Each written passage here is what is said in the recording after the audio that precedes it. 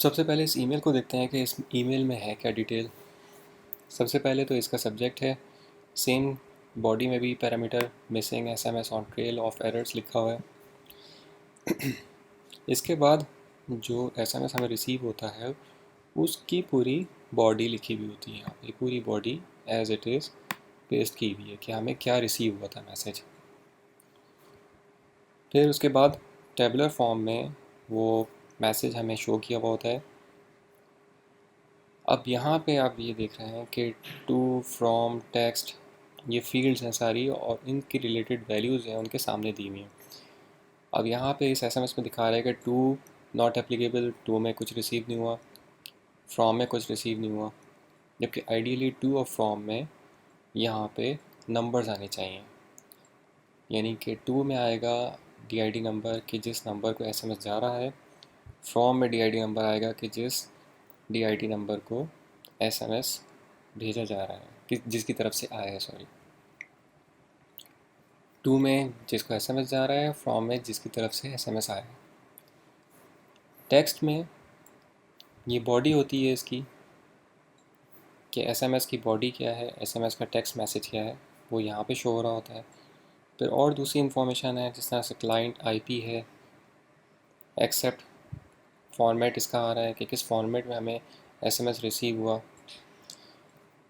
Usually दो तरह के SMS रिसीव होते हैं हमें।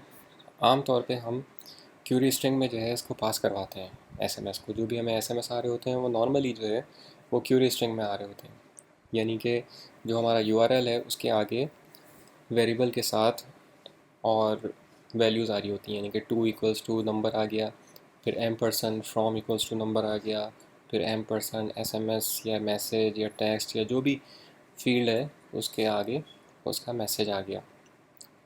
और अगर सब चीज़ें सही काम करती हैं तो यहाँ पे ये जो टेबल शो हो रहा है इसके अंदर सारी वैल्यूज़ फिल होती हैं।